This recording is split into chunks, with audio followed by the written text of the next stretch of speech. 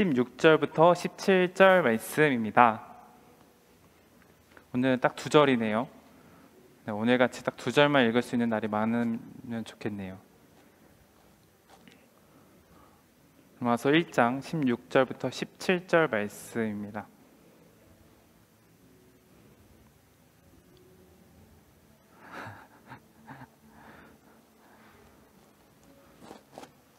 저기 모니터 하나 보여줄 수 있어요? 좀 모니터 꺼져 있는 것 같은데.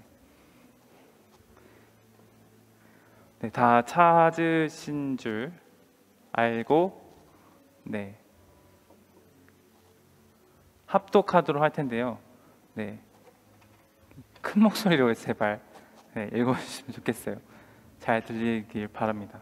네, 다 같이 읽도록 할게요. 시작.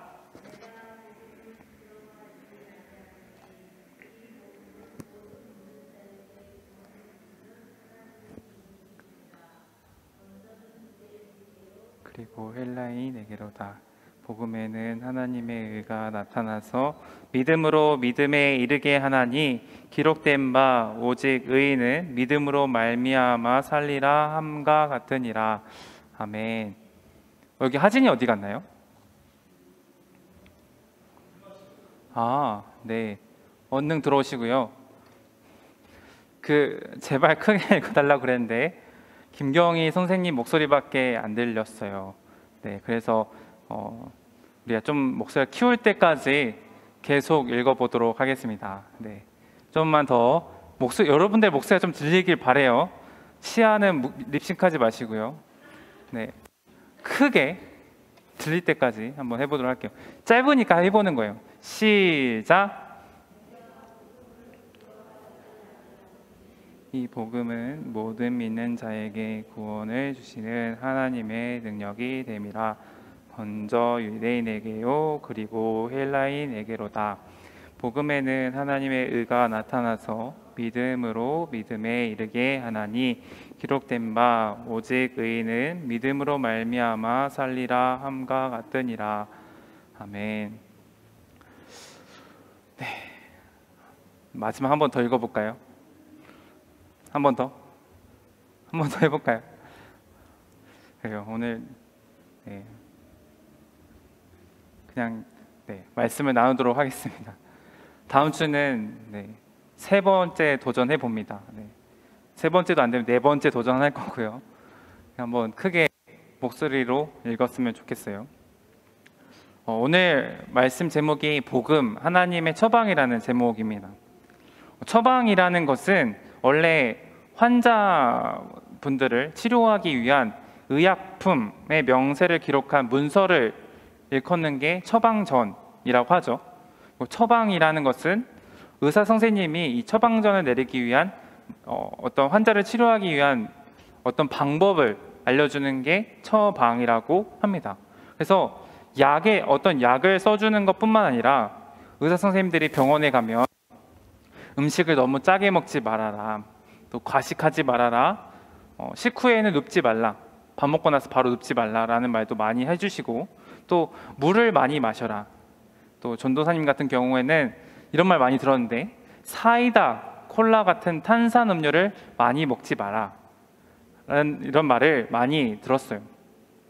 또 규칙적인 운동을 하거나 또는 일주일에 2번 이상은 땀을 흘릴 정도로 열심히 운동을 해라 라는 말도 요즘에 많이 들었어요. 네, 왜냐하면 제가 살이 찌고 있기 때문이죠.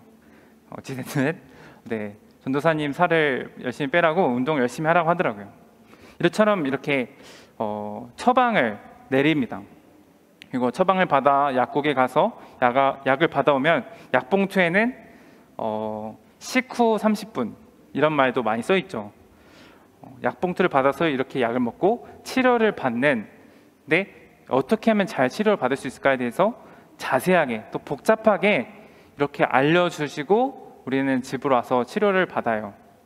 너무나 하지 말아야 할 것들이 너무나 많이 있지만 이 모든 것이 치료받기 위한 과정이라는 것은 분명한 사실이에요. 오늘 설교 제목은 복음, 하나님의 처방이라고 하고 있는데 죄인들을 구원하시기 위해 하나님의 처방이 바로 복음이라는 거죠. 주 예수를 믿으라. 그리하면 너와 내 집이 구원을 받으리라.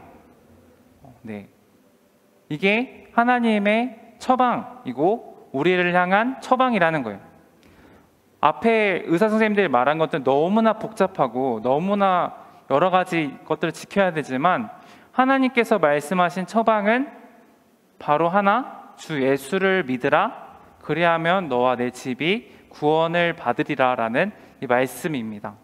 이게 하나님께서 우리에게 주시는 처방이에요. 그리고 복음이라고 하는 거죠. 사실 복음이라는 말은 뜻은 좋은 소식이라고 해요. 무엇이라고요? 복음이란 뜻은 무엇이라고요? 시아야 뭐라고? 좋은 소식이라고요. 네. 그래요. 좋은 소식이래요. 그 당시에 이 복음이란 말을 쓰는 그 당시 이제 성경 당시에 로마 황제가 태어난 날 또는 로마 황제가 즉위한 날을 복음이라고 했대요. 그래서 사람들에게 복음을 전한다라는 것은 즉 로마 황제가 태어난 날, 황제가 즉위한 날을 복음이라 해서 사람들에게 널리 전하게 한 게 복음이었는데, 그런데 오늘 사도 바울은 이러한 용어를 가지고 진정한 복음이 무엇인가, 예수 그리스도께서 우리를 위해 죽으시고 우리를 위해서 다시 부활하신 그 날, 그리고 우리의 진정한 왕이 되심을 선포한 날이 복음이다라고 사도 바울이 재해석을 해서 복음이라고 외치고, 그 복음이 우리의 처방이 된다. 우리의 죄된 신분을 치료하는, 우리를 치료하는 복음이다라고 처방에 대해서 얘기를 하는 거죠. 예수님은 이 땅에 복음이라고 말했죠. 좋은 소식이고 모든 죄인들을 구원해 주시기 위해서 하나님의 독생자 예수님께서 오셔서 죽으시고 부활하셨다는 이 소식이 복음이다라고 이야기를 했어요. 이건 누군가에게는 좋은 소식이고 이건 누군가에게는 나쁜 소식이다라고 할 수 있는 게 아니죠. 이건 모든 이들에게 좋은 소식이에요. 좋은 소식이라는 것은 모든 이들에게 좋은 소식이기 때문에 좋은 소식이니까, 누군가에게는 나쁜 소식이고 누군가에게는 좋은 소식이다라고 할 수 없는 게, 이 복음은 모든 이들에게 좋은 소식이에요. 그래서 이 복음을 듣고 알고 믿어야 한다라고 우리는 교회에서 전도사님이 또는 목사님들이 또는 집사님들이, 장로님들이, 권사님들이 또는 여러분들이 친구들에게, 주변 사람들에게 복음을 전하는 이유가 되죠. 그런데 신앙생활을 하다가 보면 이 복음이 참 부끄러울 때가 있어요. 부끄러워합니다. 정확히 말해서는 교회가 부끄럽다고 말할 수도 있겠죠. 예수님이 우리를 위해서 죽으셨다라는 이 소식이 부끄럽대요. 복음을 듣고 믿고 살아가는 이 교회가 부끄러운 것이라고 생각을 하는 거죠. 코로나19 속에서 우리가 작년부터 올해까지 좀 시간들을 많이 보내왔는데, 무엇보다도 전도사님의 마음에 불편하게 느끼게 하는 것은 교회를 향한 이 불편하게 느끼게 하는 시선이라고 생각을 합니다. 우리가 믿고 있는 복음을 부끄럽게 느껴지게 하는 이 시선 속에서 내가 믿는 것에 대한 확신이 사라지는 거죠. 이 복음이 틀린 것인가? 내가 믿는 이 교회가 잘못된 건 아닐까라고 생각을 하는 거예요. 현실은 이렇지만 과연 복음은 어떤 능력을 가지고 있는가? 우리가 믿는 이 예수님이 우리를 위해서 죽으셨다는 이 사실에 대한 이 복음, 좋은 소식이 가지고 있는 능력이 무엇인가를 오늘 말씀을 통해서 좀 생각을 해보려고 합니다. 사도 바울은 로마 교회에 자신이 가진 신앙의 고백을 로마 교회 성도들에게 이렇게 표현을 해요. 나는 복음이 부끄럽지 않습니다. 그가 가지고 있는 이 복음이 자랑스럽다라고 이야기를 하고 있는 거예요. 부끄러움이란 뜻은 수치심 또는 거리껴지는 것을 의미하죠. 그렇다고 하죠. 네, 보통은 부끄럽다 하면은 수치심을 느끼거나 또는 거리껴지는 것을 의미하잖아요. 즉 바울이 신앙생활을 하면서 자신이 믿는 주님을 그리고 이 복음의 수치심을 느끼거나 거리껴지지 않고 오히려 전하고 싶은 또 나타내고 싶은 것이라고 사도 바울은 말하고 있는 거예요. 로마 교회 성도들에게, 로마에 있는 사람들에게. 왜 바울은 복음이 부끄럽지 않다고 할까요? 첫 번째로 오늘 우리가 읽은 말씀을 통해서 보면은 바울에게 복음은 믿는 자에게 주시는 하나님의 능력이기 때문이라고 이야기를 하고 있어요. 여러분들이 너무나 잘 알 수도 있고 또 모를 수도 있는데 바울이라는 사람은 복음을 가진 하나님의 능력을 경험한 사람이었어요. 바울이라는 사람은 원래 핍박하였던 자였어요. 무엇을 핍박했냐면 복음을 전하려고 했던 또 예수님을 믿던 사람들을 잡으려고 했고 또 죽이려고 했고 그들을 감옥에 가둬두려고 했던 핍박하던 자였어요. 너무나 그런데 앞장섰던 사람이 그런 자가 예수님을 만나고 새로운 길을 찾고 새로운 인생을 걸어가게 되는데 자신이 했던 행동들, 자신이 예수님을 믿는 사람들 잡으려 했던 사람들, 잡으려 했던 이 사람이 오히려 이 예수님을 전하는 사람으로 로마 교회인들에게 또 세상 사람들에게 아시아에 여러 유럽에게 여러 지역을 다니면서 전도 여행을 다니면서 복음을 전했던 사람이 바울이었어요. 바울에게 이 복음을 알게 된 이후로부터는 구원받은 자로 현재 지금 그 바울에게 살아가는 그 삶의 현재에 있어서 어떻게 살아가야 되는지의 방향과 지침을 알려주는 하나님의 능력이었다라는 거죠. 죄 있는 사람을 의롭게 하는 것은 사람의 힘이 아닌 오직 하나님의 능력으로만 가능한 것이라는 것을 바울을 통해서 보여주는 거예요. 하나님은 말로 다 할 수 없는 사랑으로 의로운 자가 아니라 경건치 못한 나를 의롭게 하시는 일을 하셨어요. 바울은 그렇게 모든 게 바뀌니까 그는 하나님의 능력을 알게 되니까 복음이 부끄럽지 않고 그 복음 때문에 살아가게 된다고 말하고 있습니다. 복음을 전하는 삶을 살아가게 되는 거죠. 이전에는 예수님을 믿는 유대인들을 잡으려고 했는데 이제 자신이 그렇게 복음을 전하는 사람으로 살아가게 되었어요. 두 번째로 복음은 믿는 자에게 하나님의 의로움을 입은 자로 살아가게 하기 때문이다라고 합니다. 하나님의 의라는 것은 성경에 말하는 하나님의 여러 성품 중에 대표적인 예예요. 예시. 하나님은 자신이 정하신 약속을 지키지 않을 수 없는 분이십니다. 그렇죠? 하나님께서 말씀하신 거는 무조건 지키신 분이시잖아요. 그게 하나님의 의예요. 선지자들에게부터 오래전부터 약속하셨던 언약하셨던 그 일을 이루시기 위해서 신실하게 지켜가시고 인도하시고 마지막으로 십자가 사건을 통해서 자신의 아들을 희생하시면서까지 구원의 언약을 끝까지 신실하게 이루어 가셔서 믿는 자를 의롭다라고 말씀하시는 게 하나님의 의예요. 이 하나님의 의를 나타내셨고 우리를 그렇게 하나님의 의로 입은 자로서 살아가게 하신다라는 거죠. 이 복음이라는 것이 바로 하나님의 이런 능력이 있습니다. 사실 저희들은 하나님께서 가지고 계신 의라는 것을 소유할 수 있는 자예요. 여러분들 알고 있다시피 당연히 우리는 죄인이기 때문에 우리 스스로 무언가를 해서 의롭다고 할 수 없는 존재이기 때문에 하나님 앞에서 내가 의라는 것을 자랑할 수도 없고 말할 수도 없는 그런 존재라는 거죠.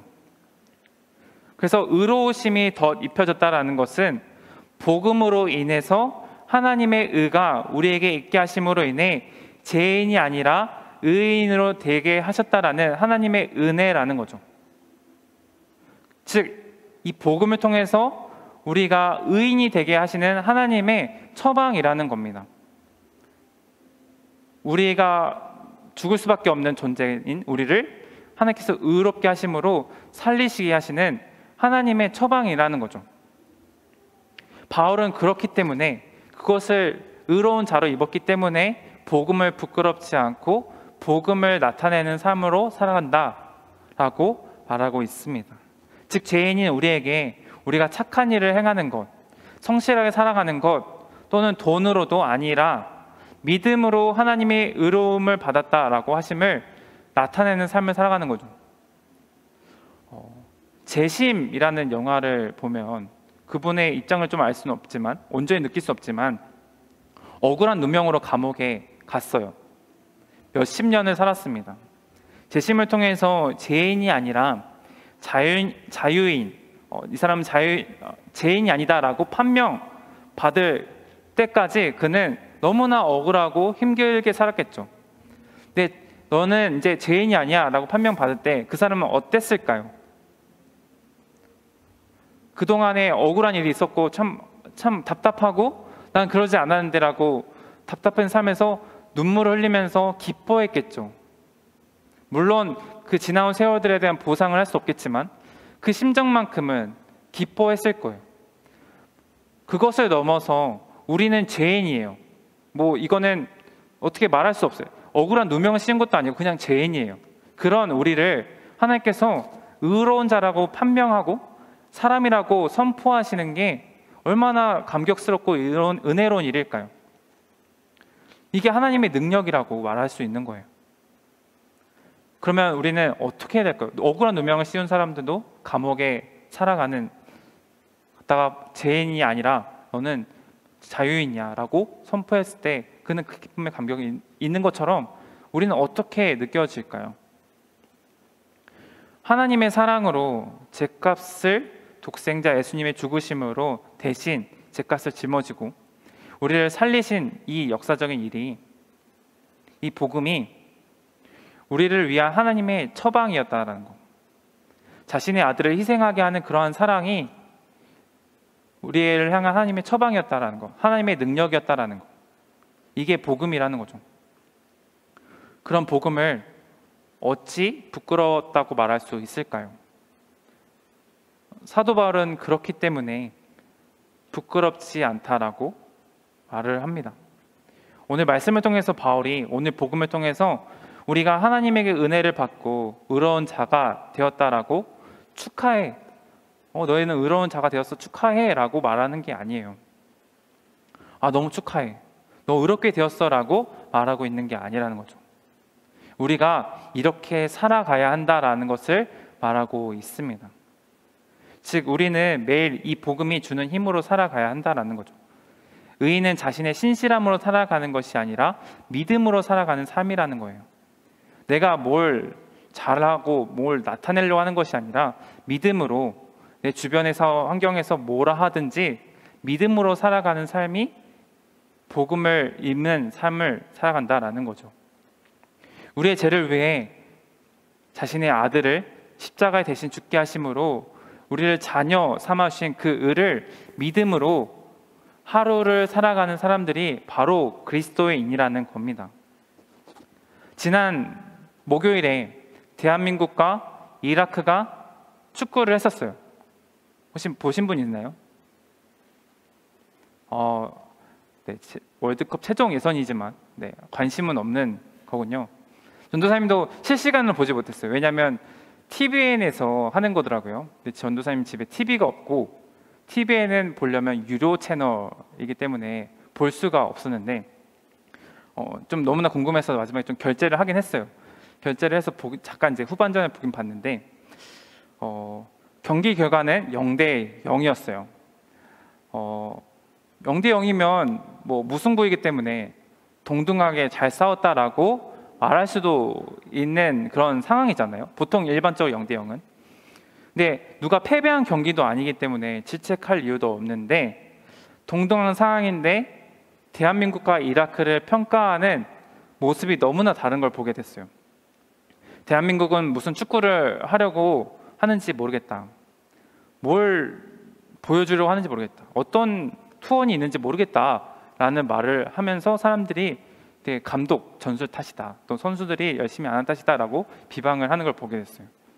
근데 반대로 이라크는 너무나 그래도 자신이 하려고 했던 색깔이 무엇인지 보여주는 것 같다. 자신이 뭘 하려고, 그들이 무엇을 보여주려고 하는지 아는, 열심히 뛰는 모습을 보게 되었다라는 사람들을 평가하는 걸 보게 되었어요. 대한민국 감독을 맡은 이 벤투 감독님이 우리나라에 몇 년을 이렇게 감독으로 맡아서 대표팀을 이끌고 계시잖아요.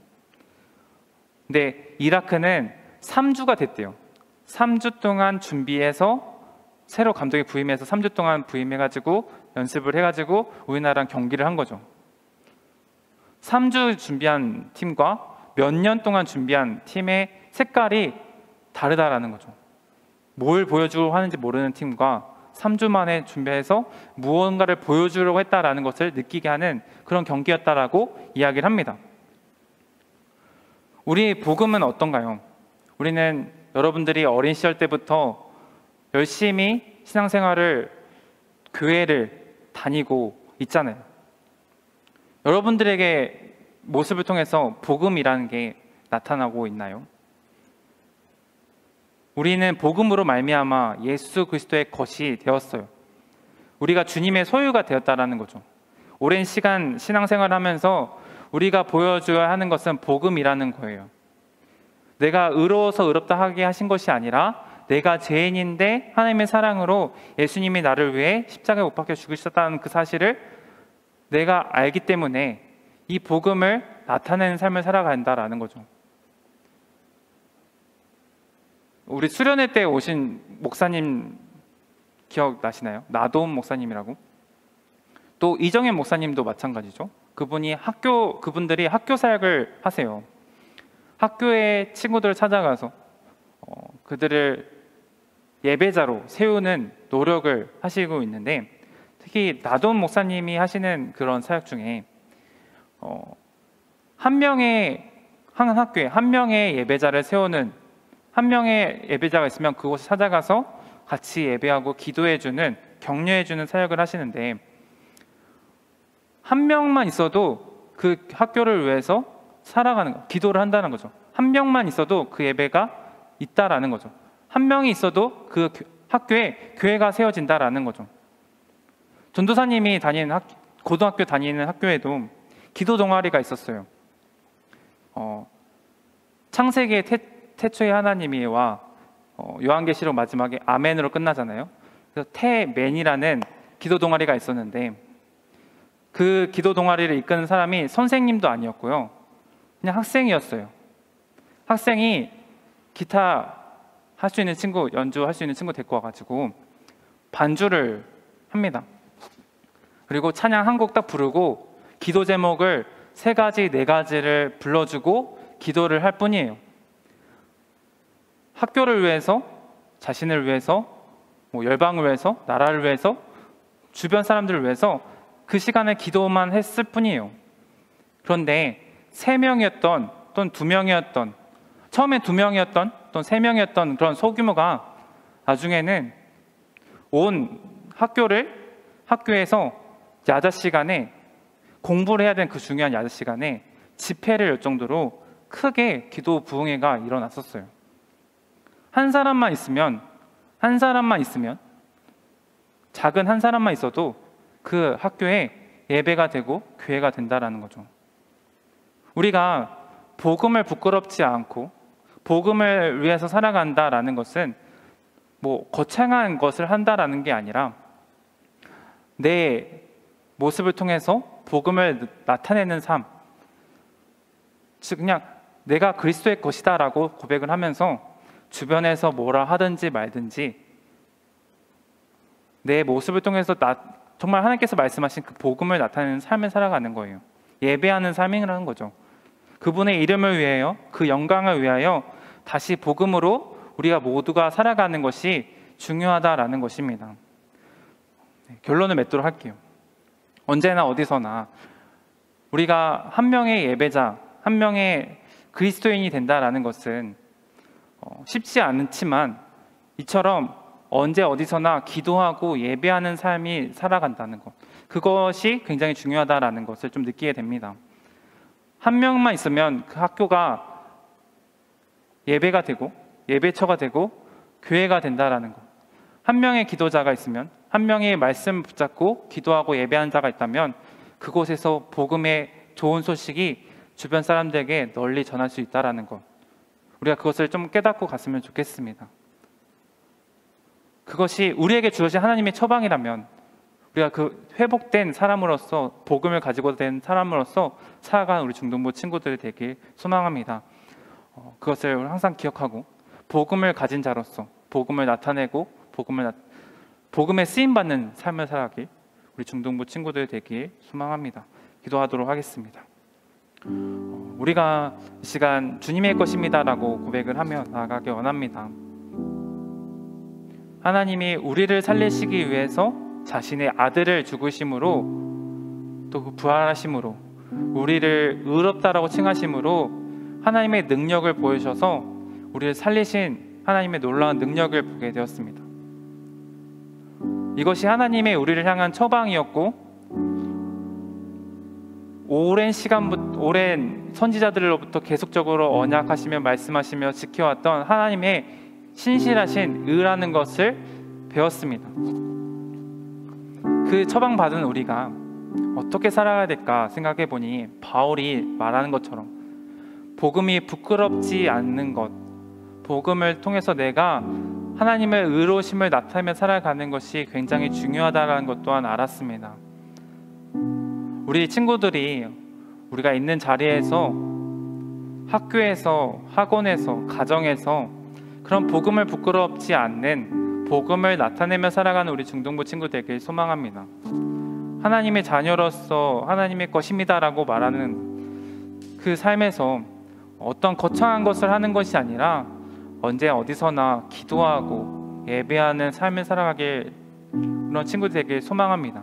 우리가 그런 삶을 살아갈 수 있도록 인도해 달라고. 내가 있는 자리가 하나님을 예배하는 자리, 내가 있는 자리가 하나님을 경배하는 자리가 될 수 있도록 인도해 달라고. 우리가 정말 복음을 부끄럽지 않고 하나님께서 우리를 의롭다라고 말씀하신 그 하나님의 능력을 붙잡고 살아가는 우리 중등부 친구들 될 수 있도록 인도해 달라고 지금 기도하면서 나가도록 하겠습니다. 기도하겠습니다. 하나님 아버지, 감사합니다. 이 시간 이 자리 가운데 있는 모든 친구들이 그 하나님의 놀라우신 능력